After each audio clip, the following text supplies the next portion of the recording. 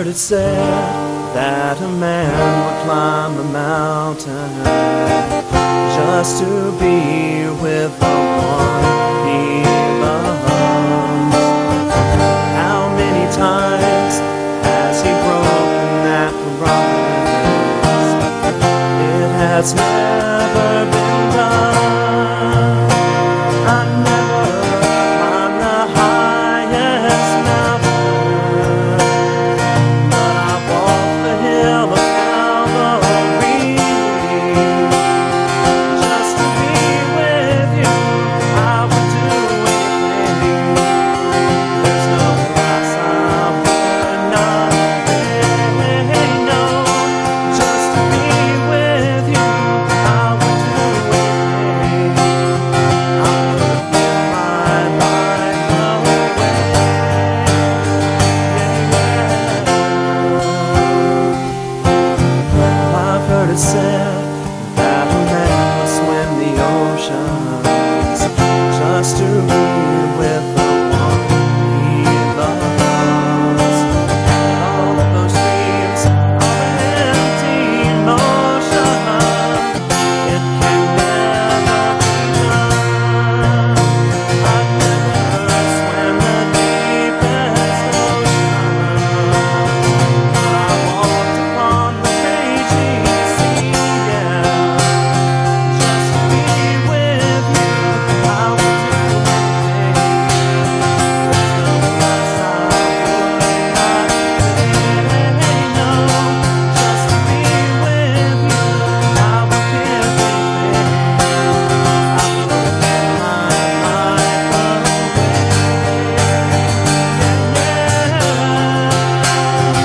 I know that you don't understand the fullness of my love, how I died upon the cross for your sin. And I know that you don't realize how much that I gave you, but I promise I would do it all again. Just to be with you, I would run everything. There's no price I did not pay. No, just to be with you, I gave everything. Yes, I gave my life away.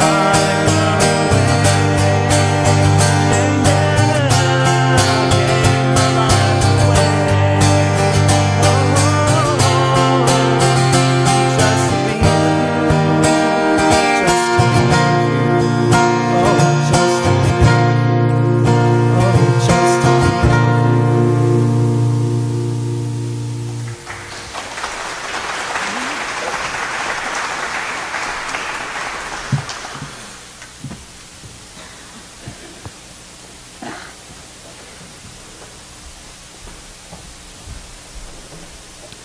Thank you, Brother Rob. Buddy, Nancy, Susan, thank y'all. Y'all did a fine job. It's hard to follow something like that up. If you have your Bibles with you this morning, let me invite you to turn with me to the Gospel of John, chapter 11, beginning in verse 25.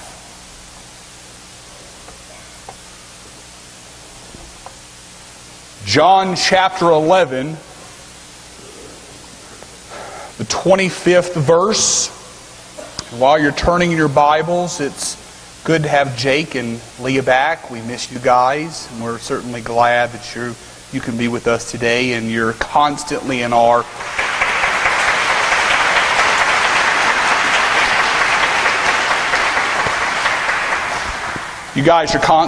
thoughts and our prayers, and I hope you guys know how much we love you. John chapter 11, beginning in verse 25. Jesus said to her, I am the resurrection and the life. He who believes in me will live, even if he dies. And everyone who lives and believes in me will never die. Do you believe this? Shalom. This is where you say shalom back. Let's try that again. Shalom.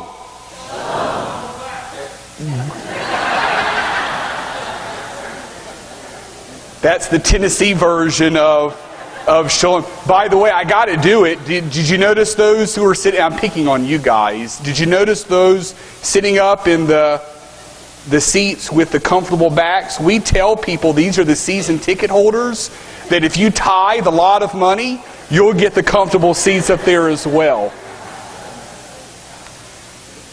Grace to you and peace from God our Father and the Lord Jesus Christ. It is an honor and a privilege to be with you on this Easter morning. And I want you to know that I am thrilled to have the opportunity to address this crowd today, this particular body of believers.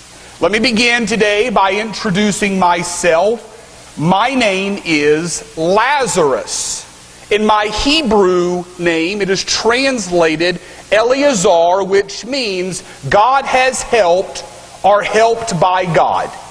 Did you know that there is only one other character in all of the Bible who is named Lazarus? And many have suggested that our Lord Christ Jesus was inspired by me to name this particular character in his story after myself. So my name is Lazarus, and you're probably wondering what I'm doing here today. I'm here for two reasons. Number one, your pastor asked me to be here today. And number two, I want to share with you the facts concerning my personal experience. What experience? My being brought back from the dead. Of course, my resurrection on Easter morning. Is there any other topic that needs to be addressed? Did you know that there are 3 different occasions in all of the Bible in which Jesus exerted his power by raising someone from the dead? There is the synagogue ruler's daughter, there is the widow of Nain's son, and there is myself. There is this 19th century evangelist, and you've probably heard of him. His name is Dwight L. Moody.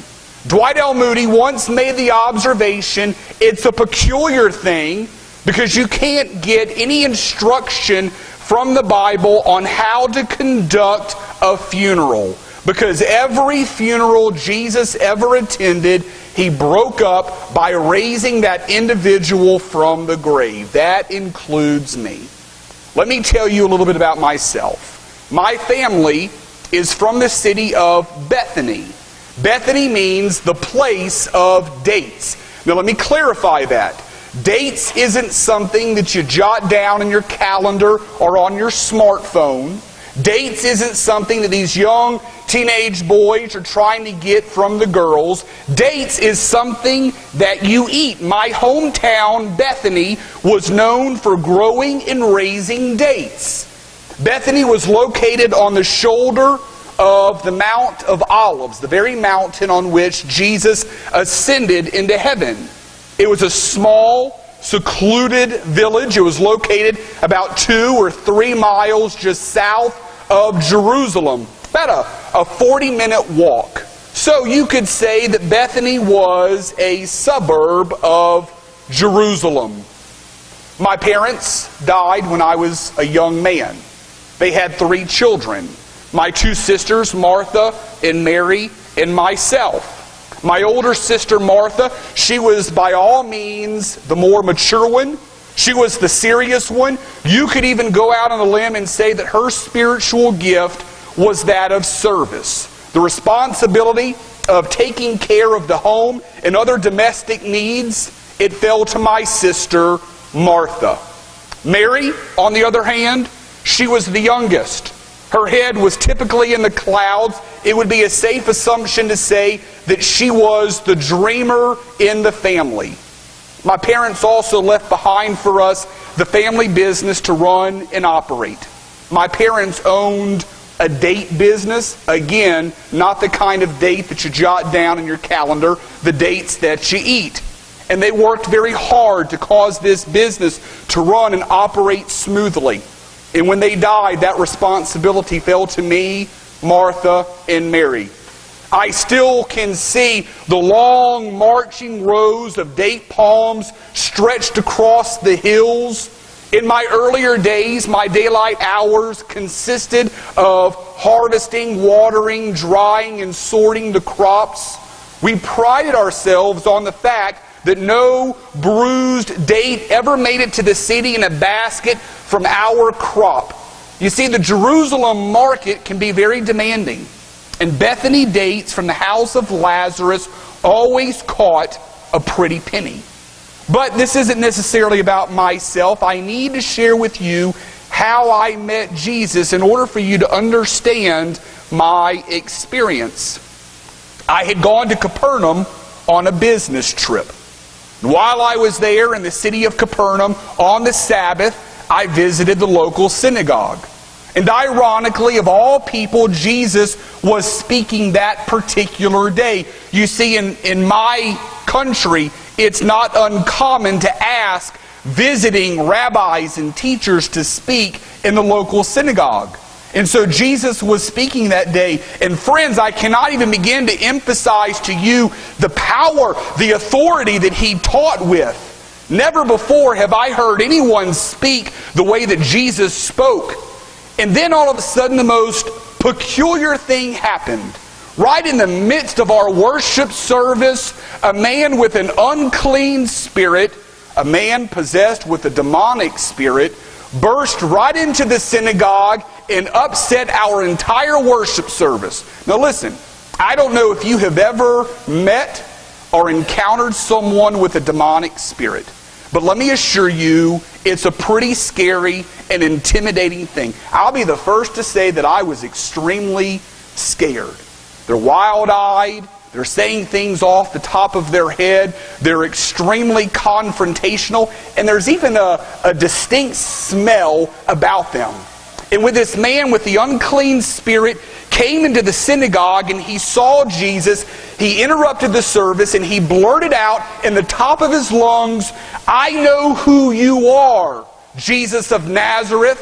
What business do we have with you?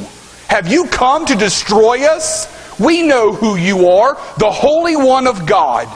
Now, needless to say, it became deathly quiet in the synagogue. But what's interesting is, without batting an eye, without losing his composure, Jesus looked at the man with the unclean spirit and simply said, "Be quiet. Come out of him." And immediately, the man was healed. And immediately, the man was sitting there in his own right mind. Needless to say, it was so quiet in that building you could have heard a pin drop. And then all of a sudden, all of the men began to mutter and whisper and talk. And by now, Jesus is surrounded by his disciples. And I don't know what made me do it, but I got up and I made my way through the crowd and I introduced myself to Jesus. And I still remember the first time we made eye contact. And I invited him to go have lunch with me back at the restaurant in the hotel where I was staying. And he graciously accepted my invitation. We spent the better part of the day talking theology, talking about ourselves and our hometowns. But by the end of the afternoon, I knew beyond a shadow of a doubt that this man was indeed the promised Messiah. He was the Son of God. He was the one that the Old Testament prophets had foretold would one day come into the world. And from that moment on, I became a devout follower of Christ Jesus. Also, from that time, it wasn't unusual for Jesus and his disciples to frequent our home in Bethany when he was making his way through the region, either to Jerusalem or Jericho. I was especially fond of talking to the big fisherman named Simon Peter. You see, he had owned his own business, just like me, before he gave it up to follow Jesus. So it wasn't uncommon for Jesus and his disciples to visit our home. Our home became a sort of retreat. It became a place for the Master to escape the throngs of the demanding crowds and the verbal assaults of the religious elite.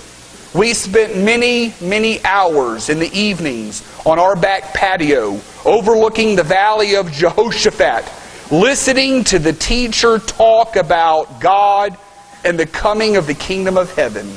We knew beyond a shadow of a doubt that he was the Messiah. Eventually, I became sick. Just a few weeks before the Passover celebration. Now, what I don't understand is only one gospel writes about my story, and that's John. And John uses a very interesting term to describe my illness. He begins by saying, a certain man named Lazarus became sick. But that word sick in the Greek language is a term that's used to describe an illness that becomes progressively worse. So I became sick, and it started off something as simple as a fever, but it eventually grew worse and worse until I was completely bedridden.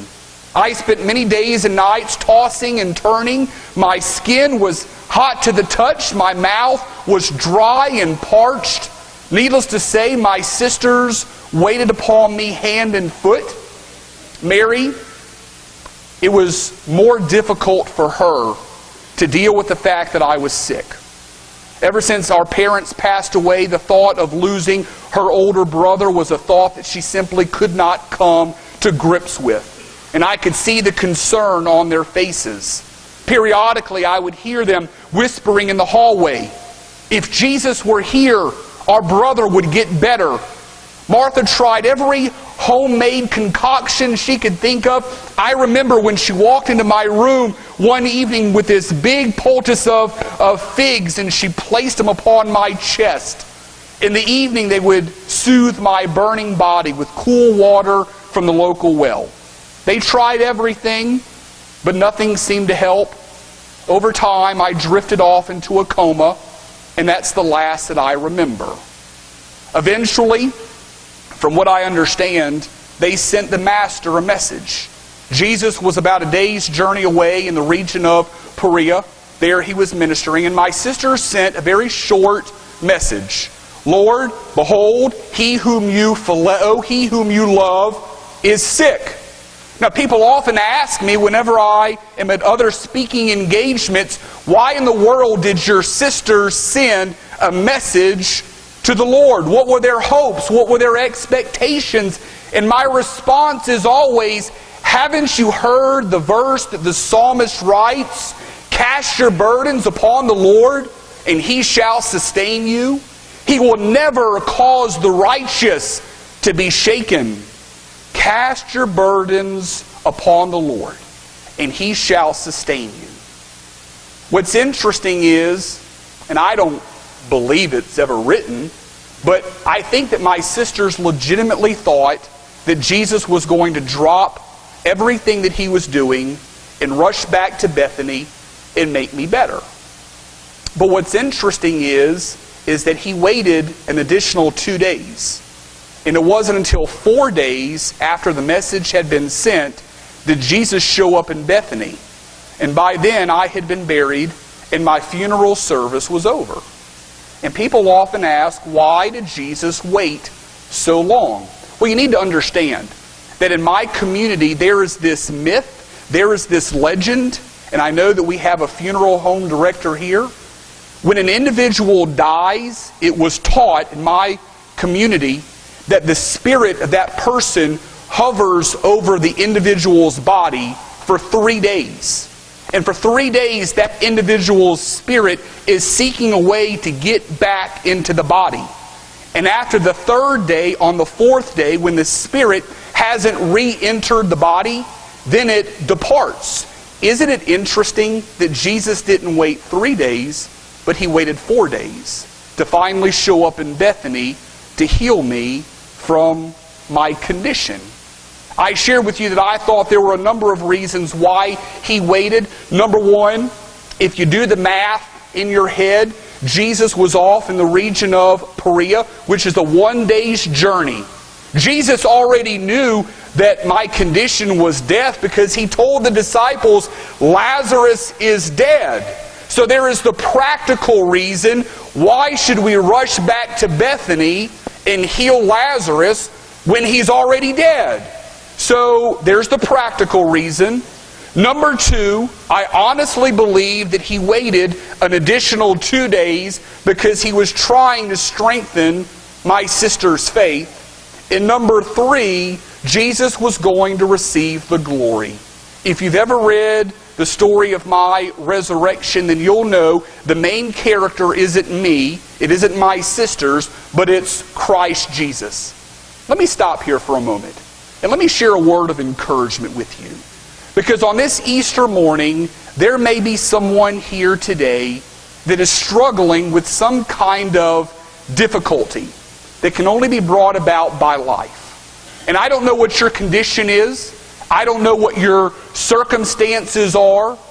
Maybe you and your spouse are having marital problems. Maybe you and your children or you and your parents are having difficulty conversing back and forth. Maybe you're earnestly seeking God's guidance.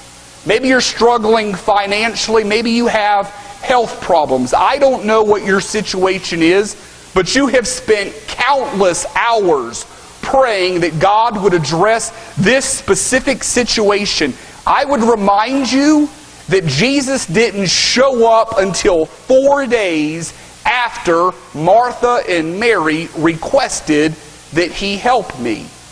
And sometimes as believers, we have this mentality that when we pray, we expect immediate intervention, or we expect God to answer our prayers the way that we expect Him to answer our prayers. But it doesn't always work that way, does it? Because God's timing isn't the same as our timing.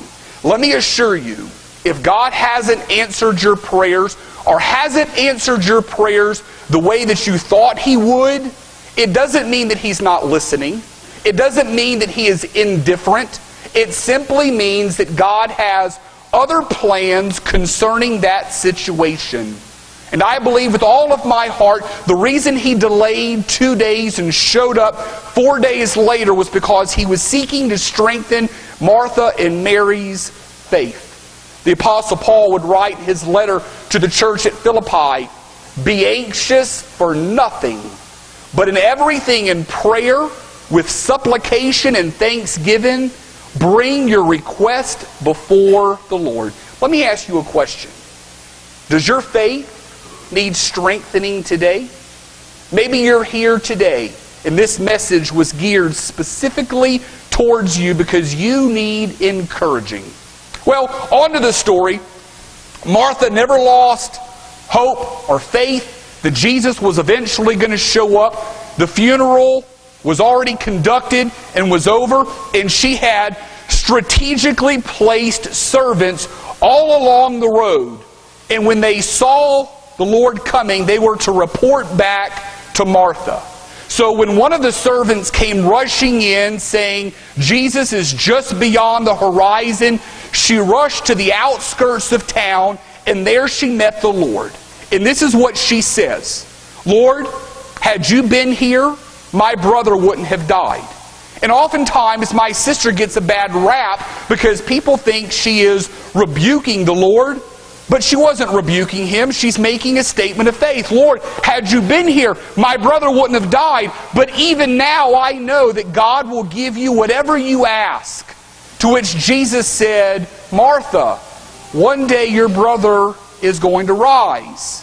Martha thought He was talking about the end time on the day of judgment when we all rise. And she says, "Lord, I know He's going to rise again." And Jesus says, No, you're missing what I'm saying. I am the resurrection and the life. He who believes in me will live even if he dies, and everyone who lives and believes in me will never die. Do you believe this? And here's the most beautiful verse in all of that chapter. And it's my sister's confession of faith. Listen to what she says. "Lord, I know that you're the Christ. I know that you are the Son of God, He who was to come into the world." And we always talk about Simon Peter's confession of faith on the road to Caesarea Philippi when Jesus says, "Who do people say that I am?" And Peter says, "You are the Christ, you are the Son of the living God." And Jesus acknowledges him. But I think my sister Martha's confession of faith was much more significant than Peter's. You know why? Because Peter wasn't dealing with life's difficulties when he made his confession of faith. My sister, on the other hand, had just buried her brother. But even in the midst of controversy and trials and tribulations, she still boldly declares, "You are the Christ, you are the Son of the living God." She sprints back to my other sister, Mary, who is still in the house mourning. And by now, the whole town has come out to comfort my sisters. And Martha reaches down and she whispers in Mary's ear, "Mary, the Master is here, and He wants to see you." And without hesitating, Mary got up. She sprinted out of the house, and all of the guests thought that she was running to the tomb, and so they followed her. Instead, she meets the Lord, who is still on the outskirts of town, and listen to what she does. She falls at His feet and she begins to cry.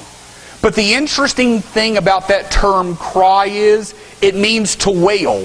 It means to lament loudly. "Oh Lord, had you been here, my brother would have never died." And it's to wail loudly. And when all of the professional mourners saw Mary wailing, then guess what? They all chimed in and they joined in with her. And what's interesting is that John uses two powerful words to describe Jesus' reaction when He sees the professional mourners and He sees Mary wailing. Number one, he writes in verse 33, He was deeply moved in spirit. That word spirit, to be moved, it comes from the Greek word embrimomai. It's a negative term. That term embrimomai, it's a term that's used to describe a horse that's snorting or stomping its foot. In other words, when Jesus saw Mary crying and He saw the professional mourners crying, He embrimomai, He snorted as if in agitation. He wasn't agitated at Mary, He was aggravated that this is the direct cause and result of sin, death, and it causes heartache. But number two, if you look, it says He was also troubled. In the original language of the New Testament, in the Greek, the word troubled there is the same term that's used to describe Herod the Great. When the wise men came and said, "Where is He, born King of the Jews? We saw His star in the east, and we have come to worship Him." The Bible says that Herod was troubled, and all of Jerusalem with him. It's the same troubled used to describe Jesus' reaction. So what does He do? He says, "Hey, take me to His tomb." Now, in my world, in my community, we buried our dead on the outskirts of town. I passed several cemeteries on my way here this morning. You see, the Jews have this funny thing about coming in contact with a dead body because it makes you ceremonially unclean. So we bury our dead on the outskirts of town. So Jesus says, "Take me to His tomb." Now, my sisters and all of our friends, they don't know what He's wanting to do. They assume that He's wanting to see my body one last time. But after having been in the grave for 4 days, there's going to be a pretty bad smell. And major decomposition will have set in. And they said, "Lord, He's been in the grave now for 4 days." And Jesus says, "Take me to His tomb." So they bring me to my tomb, which was nothing more than a cave with a stone rolled in front of it. And He orders that the stone be rolled away. And then He begins to mutter. Nobody knows who He's talking to. It takes a second for it to dawn on them. And then they realize He's not muttering. In fact, He's praying. And when He's done praying in a very loud voice, He declares, "Lazarus, come forth." People often ask me, what was it like to be dead? And I simply can't find the words to describe it. All I can tell you is the last thing I remember, I was lying in my bedroom.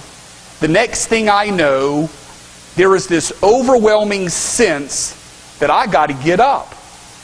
And all of a sudden, when I woke up, my face is covered with a cloth.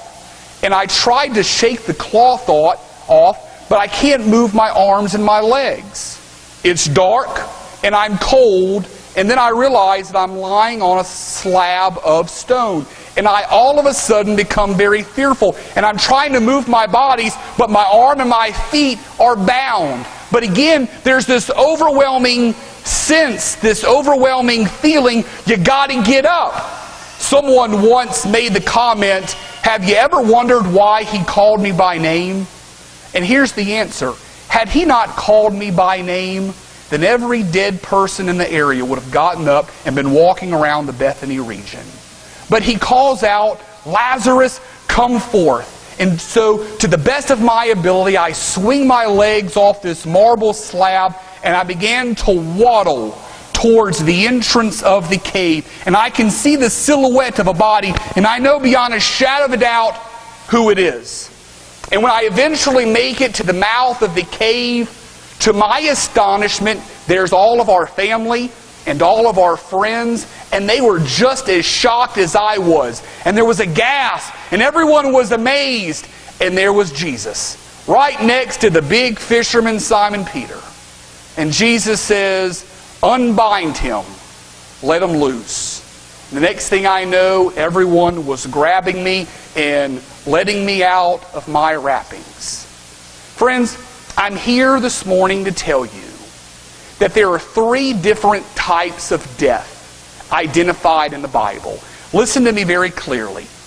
There's 3 types of death. The first kind of death is the death that each and every one of us here today will experience unless Jesus returns. And it's called a physical death. Each and every one of us will have a physical death. But the second kind of death is what is called a spiritual death. This is the death that is used to refer to those who were alive, like you and me. But they have never confessed their faith in Jesus Christ. They have never accepted God's free gift of salvation. And so, even though they're physically alive, they're spiritually dead. And there are a lot of people who are dead and don't even realize it, and they're walking around. But then there's a third kind of death, and that is eternal death. When the person who does not have a relationship with Christ physically dies, then they spend eternity in hell. Now, I experienced the first kind of death, a physical death. And Jesus brought me back from the dead. But there is a huge difference between my death and Jesus' death. You know why? Because even though He brought me back from the dead, I would one day go on to die again. But when Jesus died, and He got up 3 days later, He never experienced a second death. He has ascended into heaven. Listen to what He says. I am the resurrection and the life. He who believes in me will live even if he dies. And everyone who lives and believes in me will never die. Do you believe this? He is posing that question to Martha. Yet today, the question is posed to you. Do you believe that Jesus is the resurrection and the life? What's interesting about my experience is that John goes on and he writes that there were 2 groups of people present that day at my tomb. There was one group who went away amazed, praising and glorifying God. And then there was another group who saw the same miracle, witnessed the same thing, heard the same words, yet they departed doubting and questioning the miracle. Now, the option is yours. Today you have to ask yourself the question, who do I believe that Jesus Christ is? Do I believe that He is the resurrection and the life? That there is an empty tomb halfway around the world today that testifies that He is now in heaven, seated at the right hand of God? Or do I believe that He's just some ordinary man, some ordinary teacher, whose bones and remains still are found in a tomb in ancient Palestine? The decision is yours, but make no bones about it. One day there will be a day of judgment, and He will call your name just as He called my name. And on that day there will be a day of reckoning. Jesus said, I am the resurrection and the life. We come here this morning on this Easter morning to celebrate the fact that Jesus Christ is indeed the Son of God. He is God incarnate in human form. He died on the cross for our sins, but 3 days later, He got up. But you know what? The story doesn't end there. Because where is Jesus today? Jesus is in heaven, seated at the right hand of God, and one day He's coming back. When He comes back, can you confidently say, I believe in my heart that you are the resurrection and the life?